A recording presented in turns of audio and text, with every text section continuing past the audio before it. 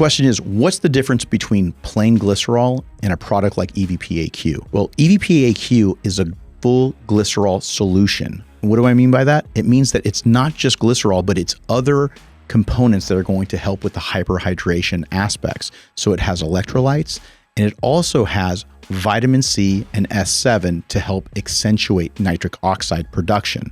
So you're using different pathways to be able to get not only a skin splitting pump, but also stay full even beyond the workout.